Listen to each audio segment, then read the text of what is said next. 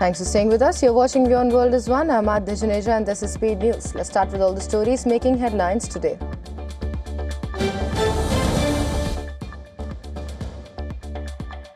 Iran's IRGC said it carried out a cruise missile strike on vessel MSC Sarikska, calling it retaliation for US attack on an Iranian ship in the Sea of Oman. The Iranian forces claimed the ship is linked to US and Israel but did not provide details on damages or casualties.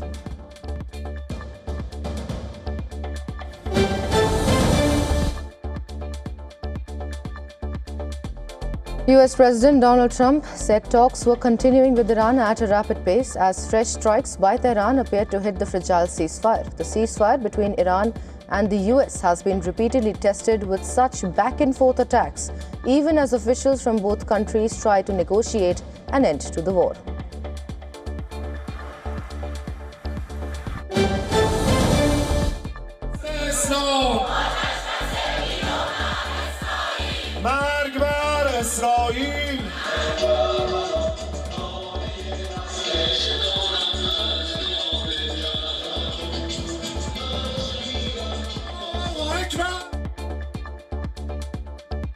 Iranians gathered in Tehran in support for Lebanon just as plan was announced to halt attacks between Israel and Hezbollah. Iranians waved the flags of Iran and Hezbollah, with demonstrators saying they would stand with Lebanon as it is the interest of Iran.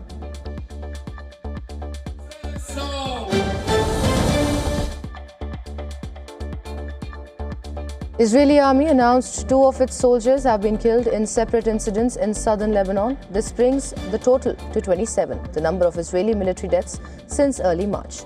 Meanwhile, President Donald Trump claimed that Israel and Hezbollah had agreed to halt hostilities, while also suggesting that negotiations with Iran were once again moving forward after appearing to stall over Israel's military campaign in Lebanon.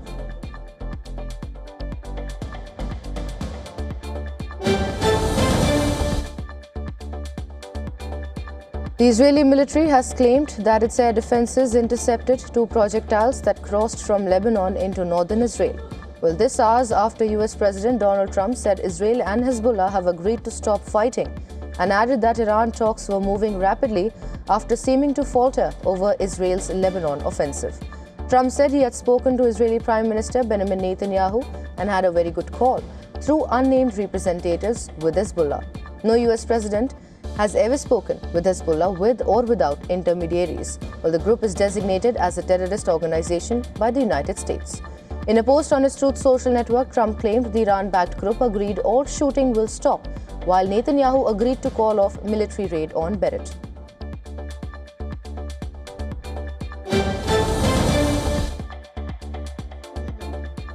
United Nations Assistant Secretary General Martha Amapobi told an emergency meeting of the UN Security Council that Israel's push into Lebanon also violates Lebanon's territorial integrity. The UN official said that the 2006 Council resolution requiring its withdrawal to south of the UN-drawn border with Lebanon.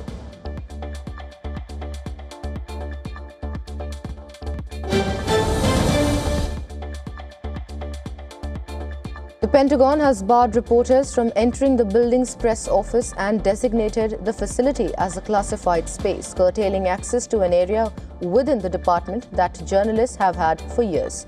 The Defense Department's Public Affairs Office, where reporters were able to approach military public affairs officials without escorts and ask questions, was marked as a sensitive compartmented information facility. The acting Pentagon press secretary said the change was made to ensure secrecy for speechwriters from Defense Secretary Pete Hegseth's office utilizing the space.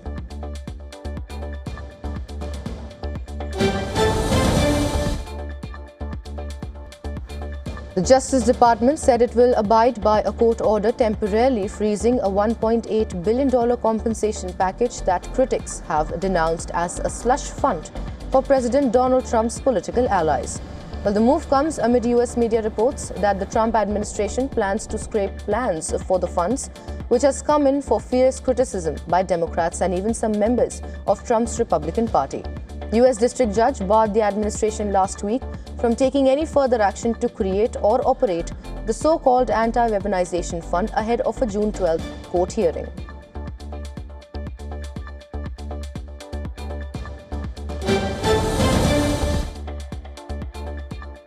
Romania has accused Russia of a drone attack that struck a residential apartment, injuring a mother and a child in the country's eastern region. Speaking at the United Nations Security Council, Romania's foreign minister condemned the attack in the country's Galatia district as reckless. She said that the drone caused significant damages to the building. Furthermore, the foreign minister said that Romania has recorded more than 30 such incidents this year.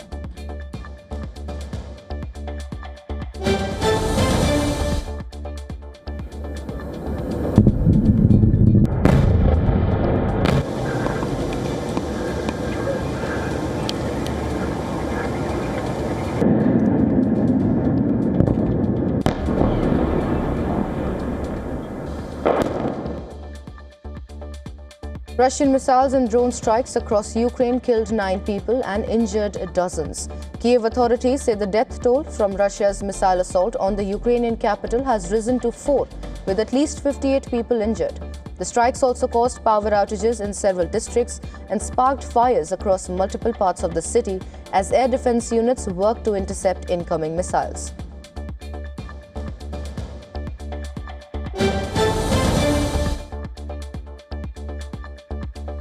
Police in Ankara used tear gas to disperse protesters commemorating victims of 2013 mass demonstrations. The gathering turned tense as scuffles broke out between police and demonstrators chanting during the memorial protest.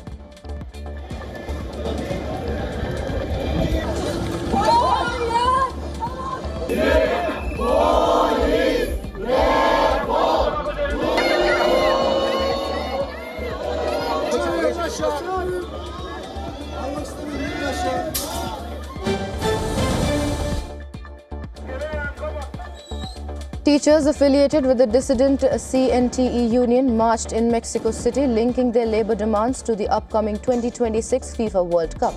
The protesters warned of further mobilizations unless the government entered formal negotiations. Some protesters attempted to destroy barriers and damage police vehicles, prompting security forces to launch tear gas canisters to disperse the crowd.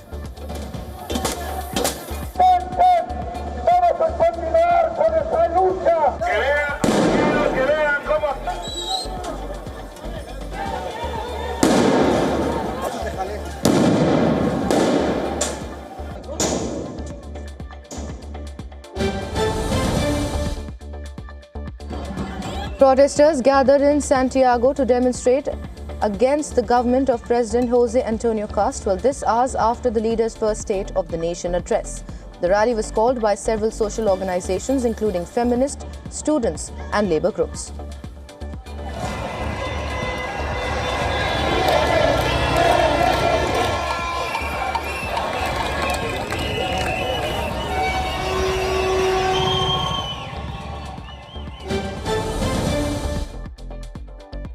Three new vaccines are currently being developed to combat the rare Bundibugyo strain of Ebola as health authorities race to contain a deadly outbreak in Central Africa.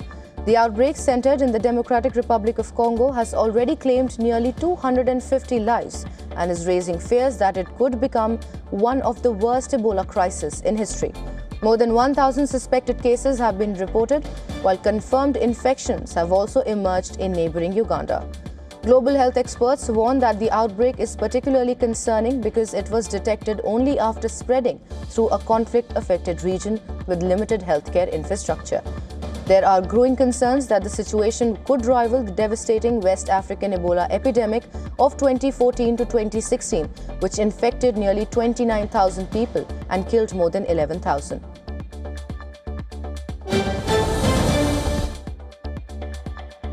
A Taiwanese military training aircraft crashed during a simulated engine failure exercise, killing the 2 pilots on board. The Defense Ministry said in a statement. The T-34 plane crashed at the northern end of the runway at Gangshan Air Base in the island's southern port city of Kaohsiung. The Air Force has set up a task force to investigate the cause of the crash. The pilots have been identified only by their rank and surnames, Lieutenant Colonels Lu and Guo.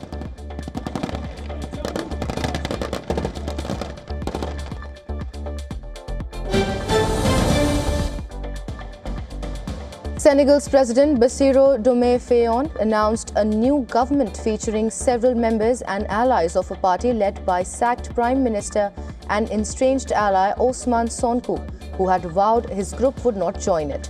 Faye's announcement in a live television broadcast came 12 days after he fired Sonko, deepening the political crisis in the West African country.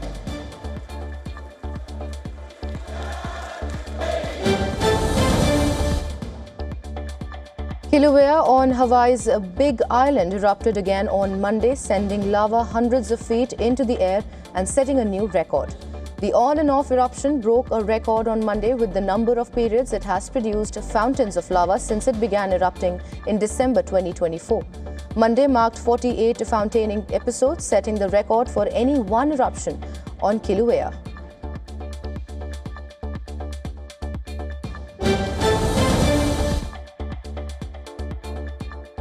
Benin's President Romuald Wadani visits neighboring Nigeria for talks with President Bola Tinubu in Lagos. This marks his first trip abroad since being sworn into office a few weeks ago.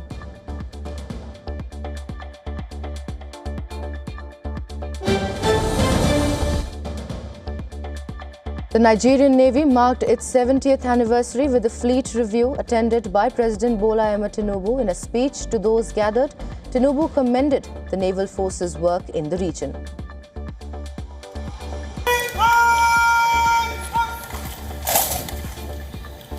Distinguished invited guests.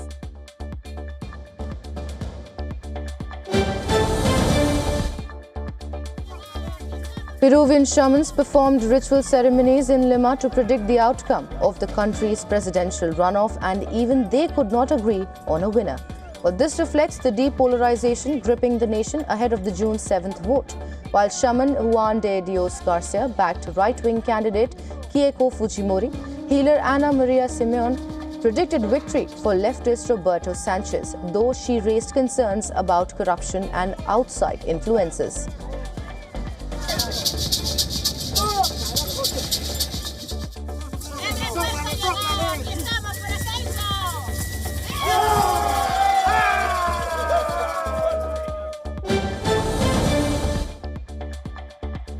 The Central Board of Secondary Education (CBSE) has opened the portal for verification of marks and re-evaluation of Class 12th board examination results.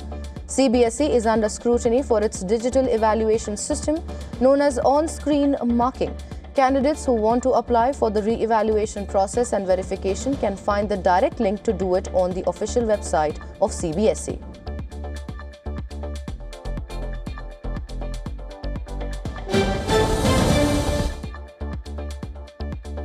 Former BJP President of the South Indian state of Tamil Nadu, K. Annamalai, is likely to quit the party. Well, this comes after the former IPS officer declined to dismiss reports that he is planning to launch a new political party.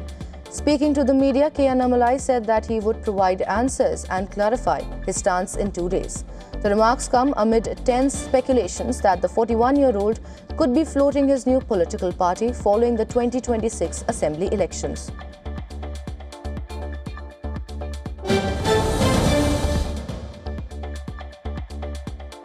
Uber and Israel-based AutoBrains have announced plans to launch a robotaxi program in Munich, Germany.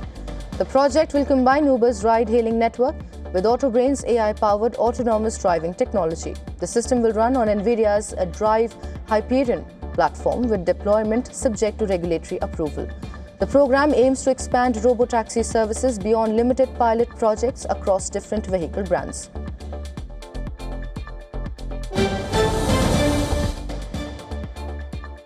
Russian President Vladimir Putin has ordered officials to ensure access to key online services during periods of limited internet connectivity. The directive covers essential services including medical, information and digital payment platforms. Putin tasked the government and the FSB security service with maintaining uninterrupted access to critical services. Russia has frequently restricted mobile internet access this year, citing security threats including drone and terrorist attacks.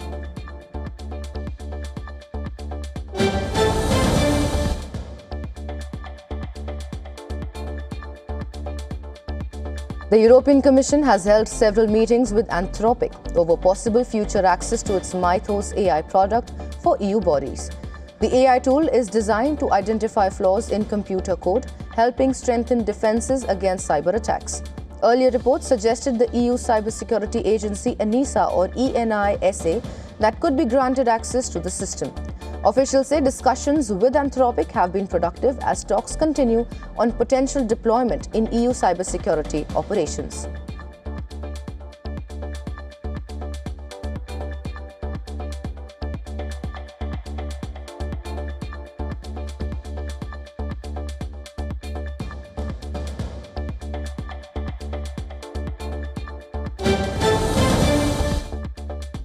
A popular grand theft Auto 5 cheat service called Atlas Menu has been hacked, exposing thousands of users' accounts.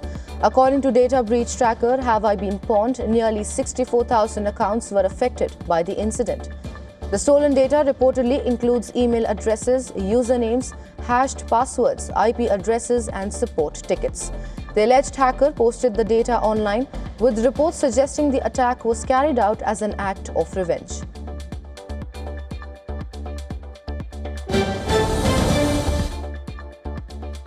Instagram has fixed a security flaw that allowed hackers to take over user accounts by exploiting Meta's AI-powered support chatbot. Reports on Reddit and X claimed attackers were able to reset passwords and gain access to accounts without compromising the victim's original email addresses. The attack allegedly used Meta's support assistant to add a new email address to targeted accounts, allowing hackers to request password resets and take control.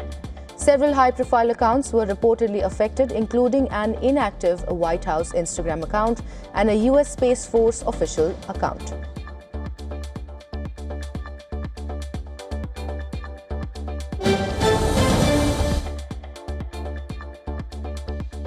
Iranian hackers are using AI tools such as ChatGPT and Gemini to boost cyber operations against the US and Israel. According to a report by the Financial Times, the report says generative AI is helping threat actors develop malware, craft phishing messages in Hebrew and Arabic, and create convincing fake online personas. Cybersecurity experts told the Financial Times that AI has helped Iranian hackers automate tasks and scale up their operations. The report also notes that Iran is expanding AI research for military uses, including drones, battlefield decision-making, and electronic warfare.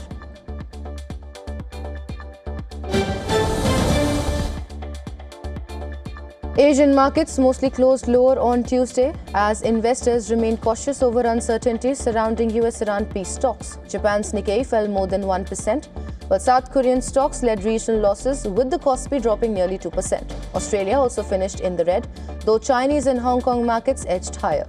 The weakness in Asia came despite another record session on Wall Street, where the S&P 500, Nasdaq and Dow Jones all closed at fresh all-time highs, helped by strong gains in technology shares led by Nvidia.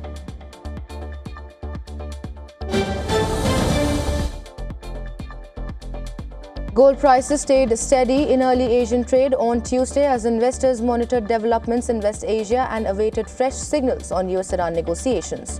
Markets are assessing a partial ceasefire between Hezbollah and Israel, while uncertainty remains over the future of talks between Washington and Tehran. Investors are also focused on upcoming US job data.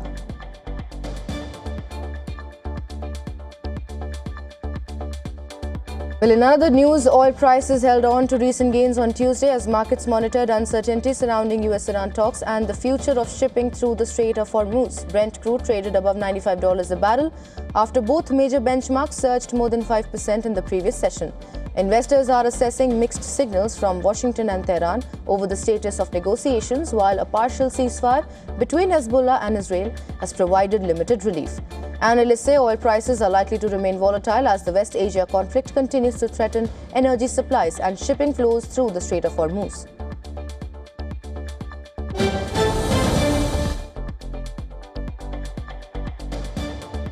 US dollar held steady on Tuesday as investors awaited for further progress in West Asia peace talks. Markets took some comfort from a limited ceasefire between Hezbollah and Israel, but uncertainty took over a broader US-Iran agreement which kept traders cautious. The dollar index was little changed as investors balanced safe haven demand against hopes of a diplomatic breakthrough.